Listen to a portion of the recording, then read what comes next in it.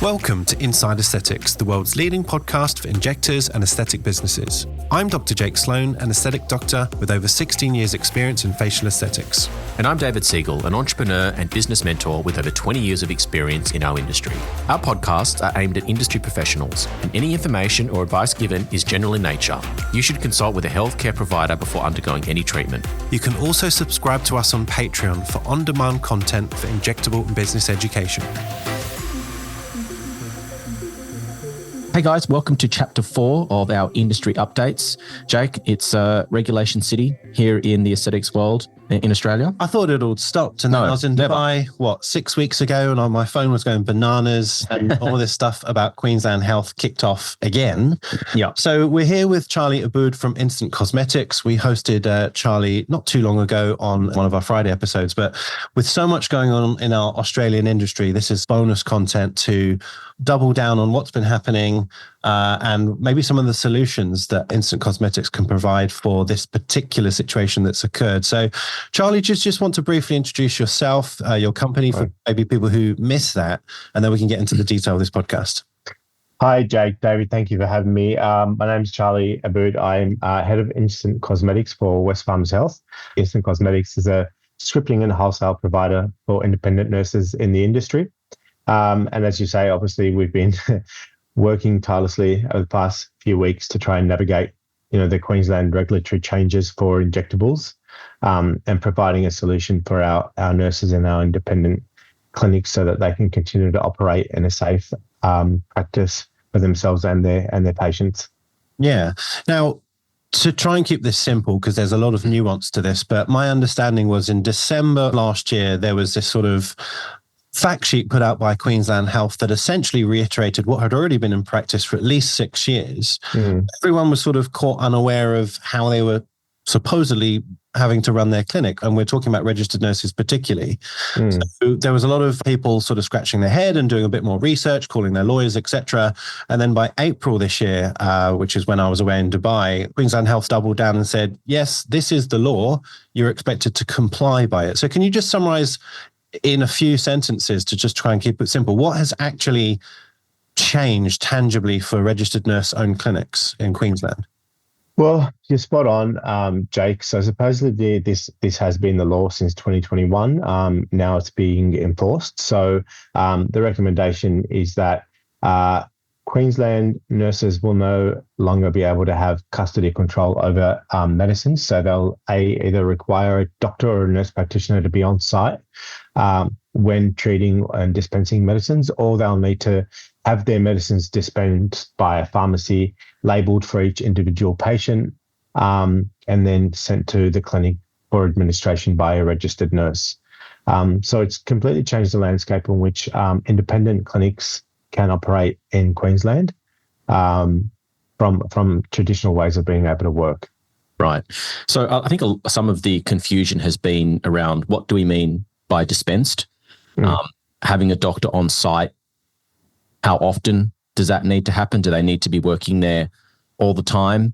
Do they need to drop in once a week, once a month? Yeah. My understanding is the regulation doesn't specify what that means.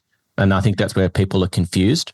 Do you have any insights into that? And also, do the doctors that are coming to these clinics, do they need to be aesthetic doctors? Can they be any doctor? Do they need to have experience in this? So, yeah, if you could unpack that, would be great.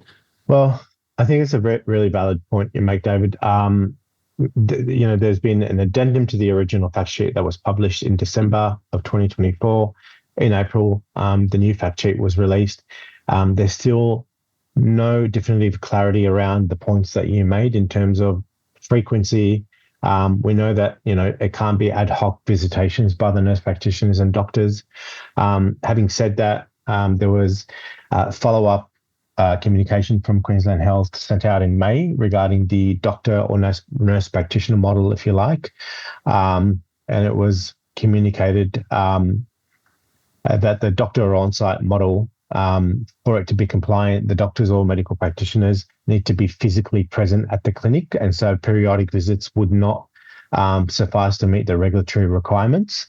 And basically that development, or that basically renders the doctor or nurse practitioner model, in our view, to be unfeasible for nurse-led clinics due to prohibitive costs that are associated with full-time medical staffing. So for us, we have gone down the dispensing model avenue. And so we've been collaborating with a pharmacy chain or a pharmacy model called Chemist to You, which works with, hundreds of pharmacies Australia-wide and almost 200 pharmacies in Queensland alone, to be able to dispense medicines directly to clinics that have been labelled specific to each individual patient. Right. So I guess to reiterate that there's 2, maybe even 3 possible solutions. A nurse currently who owns and runs a clinic could, in theory, have a prescriber there 24/7 or whenever the clinic is open and practice that way. Might Correct. be cost prohibitive or difficult to find that person, but it's possible. Yes. Or I guess the RN could close their clinic, not that they would want to, and move to an existing doctor's practice and slot into their clinic where they have oversight. Or you're saying this third option is maybe having some sort of dispensing model where stock isn't left at the clinic, but it comes from a pharmacy, and somehow, and we'll get into the nuts and bolts of this, that stock then comes to the clinic for use, having already been prescribed by a prescriber. That's exactly right. I mean, obviously, the initial 2 models that we had been scoping was a doctor nurse practitioner model and then the dispensing model. Sadly, as you mentioned, one of the options is for nurses to no longer operate, and I certainly have heard of a few clinics that this has happened to, and it's obviously a really sad outcome. But in our view, at this particular point, the dispensing model seems to be the most compliant way to be able to navigate these changes and to remain compliant, as I said. Having said that, whilst our immediate focus is on implementing this compliant model, we want to assure our network that we'll continue to engage with Queensland Health in the long term to advocate for a more viable and sustainable option for these nurse-led clinics. And so, we'll continue working in the background, but in the meantime, we will be rolling out the dispensing model through a pharmacy to ensure that nurses still have an option of obtaining those medications specific to each patient to be able to treat them. Mm-hmm. Before we jump into the mechanics of the dispensing model, I just wanted to, point out that this is your view as a company. There are other scripting models out there that are looking for different options, who maybe getting different advice. So there may be different models that pop up, and we'll absolutely explore those at some point. One question that's sort of obvious to me, like when they say a doctor needs to be there, let's call it all the time and not dropping in. And I guess maybe you can't answer this. Maybe this is a question more for Jake. I mean, if you had, say, a typical plastic surgeon's office where the surgeon does a couple of days consulting, the rest of the days they're in theatre, does that mean that they wouldn't be compliant because they're not there all the time, because they're mainly operating, that they may have nurse injectors in their clinics? Would they potentially not be compliant from your understanding of the... Well, I have to hold my hands up and say I don't know what is being done without the plastic surgeon being on site. I mean, if they are working in their scope of practice, for example, doing dressing changes, not giving medicines, then maybe that's all legit. And I was talking about injecting specifically. Oh, injecting. Well, yeah, it's the same thing, isn't it? It's the same issue. Interesting. If you're in Queensland. Yeah. Well, that's the other thing as well. There has been discussions around, what does this mean for New South Wales? I don't know.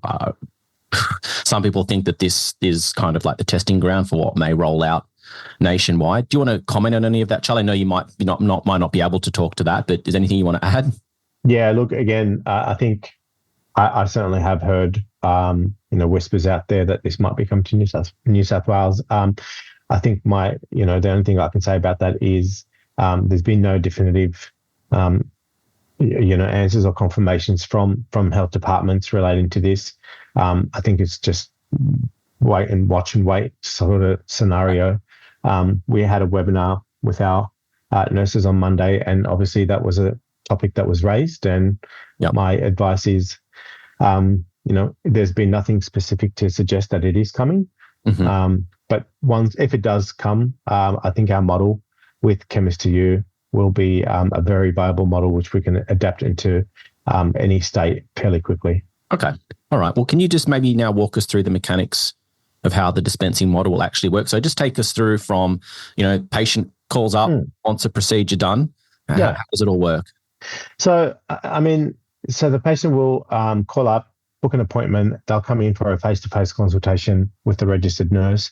They'll complete the telehealth consultation with the doctor or the nurse practitioner. And that's pretty much the same as our current process, at which point they'll obtain a script, depending, on what treatments they'd like to have. The prescription that's then obtained will then be collated and sent over to Chemist to You, then send it to a pharmacy that's within the geographical area of that particular clinic. Then Chemist to You will dispense the medication with the individual patient's name, and they'll be able to deliver to that clinic. They have a same day, next day, or a potentially a click and collect service available to that clinic. Then the patients will come back in to the clinic after their initial consultation. They'll come in for their treatment with the registered nurse, and their products will already be at the clinic with their name on it, basically, that's been dispensed by the pharmacy. Repeat prescriptions will be permitted under this model, and for subsequent treatments, they're covered by an existing valid prescription, which means basically that the nurse, when the patient's repeat prescription is due, will be able to order that directly from the pharmacy and have it delivered, so the patient isn't required to come in for two visits. Okay, so new patients will definitely have to have 2 visits because, of course, you need a consultation followed by a period of time to get the drug before it can be administered. Correct. But regular patients, once you're in a groove, assuming you've had a decent consultation and treatment planning, that could all be done in advance. Correct. And assuming, obviously, that the dose, product, and treatment areas haven't changed from what's on the script, then the script is valid. Correct. Does the patient take a script to the pharmacy, or is it sent electronically? No, it's electronically sent to the pharmacy. So it's an e-script that will be generated and sent to the pharmacy. Mm-hmm. And then the pharmacy will basically get a manifest of the scripts that are sent for each particular day, and they need to be delivered to the clinic on those particular days. And then we'll be able to dispense those medications accordingly. So how does that work? Product gets shipped back to the clinic, but the nurse, according to Queensland Health, can't handle or touch product or store it. So how does that work? Well, if the product has been dispensed with individual patient names on it, then they can. I think the fact sheet talks to product that is not dispensed that could be used for multiple patients. That's where the issue lies. Okay. So let's give an example. Patient comes in for an anti-wrinkle treatment. They have the product dispensed via the pharmacy service. They come and have their treatment and they have, 55 units of tox. Mm-hmm. What happens to the other 45 units? Because they're not going to need that for another 3 months and that product will go off by then. So does the clinic have to throw that product out? No, I think so. We're working with suppliers, David, and it's a really good question that we've been asked multiple times, but we are working with suppliers. Most of our current suppliers have, vials that are 50 units. Mm-hmm. We know that some suppliers have vials of 125 units. So these are theoretically single-use vials that can be used to treat patients. Right. Yeah, I mean, in practice, that it never works that way, does it? No one needs 50 or a round number. You need 54, Correct. 64, which is the on-label dose of 3 areas of Botox. So I don't know how it's going to work. I can foresee either people being underdosed to stick to a round number, or, no one's going to throw away 35 units because they didn't need the extra 35. So I don't know whether product has to get cheaper to sort of account for these. I don't know. Well, I think obviously there's going to be a teething period with all of this. It's not as simple as we're rolling out a model and it's going to be perfect from the get-go. I think obviously there's going to be teething problems. And also I think we all have to work collectively. So us, as well as the suppliers, the manufacturers of these products, to try and ensure that we come up with a feasible solution for them, but also for our customers and our independent nurses. Yeah. Now, commercial question, because now you've got another party involved, which is the pharmacy, right? Mm-hmm. So we used to have from pharma or distributor X direct to clinic. Now we've got someone else in the mix that needs to make money out of this process. Sure. So how does that work, and what does that do to price to the patient, and B, the margin to said nurse? Yeah. Look, without doubt, there is going to be some commercial considerations with any model that's proposed, whether it's a doctor model, whereby you're going to have to pay a doctor to be on site, which is, as I said, probably not very feasible. This dispensing model, equally the same. So there will be a flat fee dispensing fee, which we have been working with Chemist to You and have negotiated for each patient. So that includes any medications that are on that particular script. So whether it's an anti-wrinkle product, as well as multiple different products that are dermal fillers, for instance, they'll all encompass a one flat fee for each patient. Now, as an independent clinic, the nurse may choose to absorb that cost or pass it on to his or her patient. It's entirely up to them. One thing to bear in mind is that this is a state-wide regulation change, so it affects pretty much every independent clinician in the state. It's not related to one specific clinic chain or group, if you like. So they very may well choose to pass it on to the patients, which will mean that treatments in Queensland may be slightly more expensive than in other states. But that means keeping their doors open to remain viable. Sure. I'm just trying to get my head around these costs. So right now, let's just use some ballpark figures. Vial of, 100 units Botox is, let's call it 500, keep it a round number. That's what the nurse would normally pay for it. Whereas now it's going to come from a pharmacy. So does the pharmacy, because they've got, bigger buying power, are they able to buy it for cheaper? Does it come from Allergan as it normally does in Australia, or does it come from someone else? How do all these logistics work, and how is it going to affect the price of the stock? Yeah, I think it all depends on the individual sort of businesses and how they negotiate with specific pharmacies and pharmacy groups. We've obviously negotiated our own commercial terms with Chemist to You. I can't really get into the details of what that might look like, but the cost to our customers shouldn't change. Yeah. As I said, there is a flat dispensing and delivery fee, which will be incurred by the independent business holders, and whether or not they choose to pass that on to the patient is entirely up to them, or whether they absorb the cost. But there are ways, of being able to make the model work without increased costs of goods to the nurse. But again, it just depends on the individual businesses and the pharmacies they choose to work with. So it seems to me that the biggest drawback is going to be the multiple visit situation. Yeah. For the initial first consultation, sure. I think is probably, I think it's a mindset change. Sure. Particularly in the way, for new customers. I think also one thing to consider with that model is, walk-ins, are going to be very difficult to be able to. Obviously, you won't be able to treat them on the same day, but they can come in, have a consultation, come back for a treatment. Sure. Would it be, I know this is not the ideal scenario, but would it be possible for the initial consultation to take place on telehealth between the nurse and the doctor, or does it actually specify that the first consult has to be face-to-face? It doesn't. Not ideal, but it doesn't in the fact sheet. But I think if we're looking at doing 12-month treatment planning, I think from a safety point of view and, to make sure that the patients are appropriate for these treatments, it's best to have the consultation face-to-face to maintain that level of patient care, and then come back for the treatment after they've had their initial consultation face-to-face with the nurse, and then obviously the telehealth consultation with a doctor. Okay. Here's a weird quirk that I've just thought of. What if, Monday's the designated day that a registered nurses clinic has a visiting prescriber, and all new patients are herded to Monday, and they all have a face-to-face with a doctor sort of there, everything sort of done, I guess, in-house. Can that speed up the process in any way, or is it still going to be 2 visits because they still need to get the stock? They still need to have the stock, and the stock needs to be dispensed with the patient name on it. And then obviously sent to the clinic for the nurse to be able to have access. Yeah. Would there be any sort of mechanism for sort of premium delivery? Could sort of get it within an hour or two? I mean, that's sort of a commercial, but might be viable.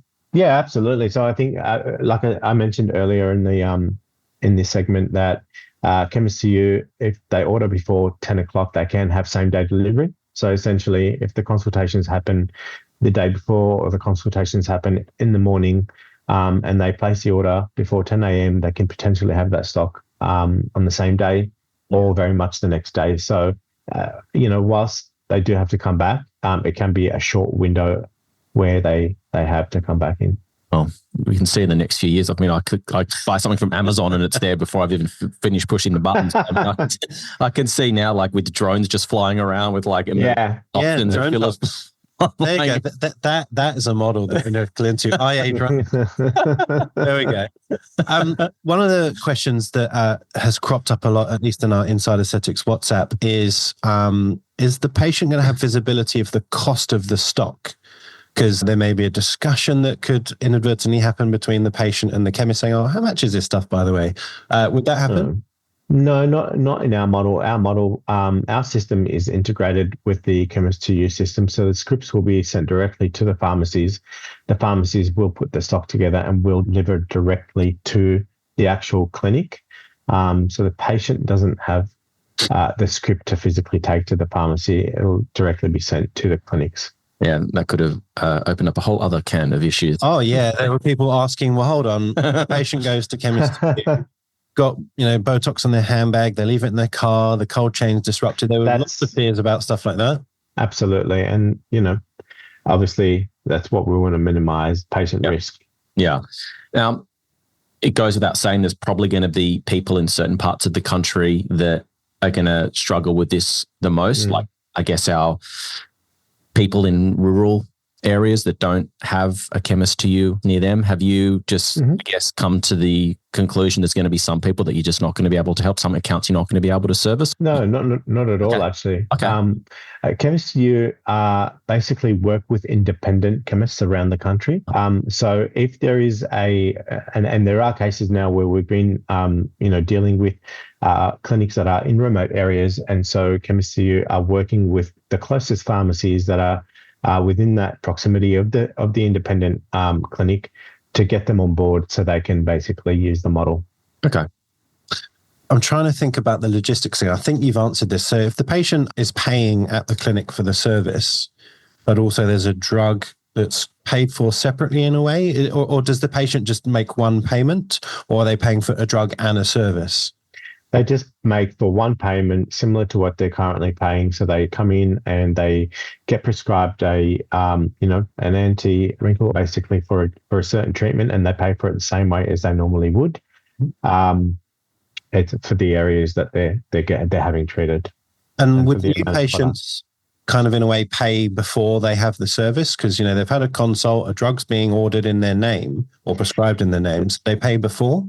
Yeah, so they get, once they've had the consultation and it's been approved, the doctor's given the prescription. The prescription's obviously going to be sent to the pharmacy and dispensed with that patient name on it. Then when they come back for the treatment, yes, they do pay for it then. Okay. And what about things like reviews? So I've had my treatment as a patient and I've still got a bit of movement. I want to review. I might need more product. How's that going to work? Because you might need a second. It's a good one. Yeah, exactly. And that may very well be the case.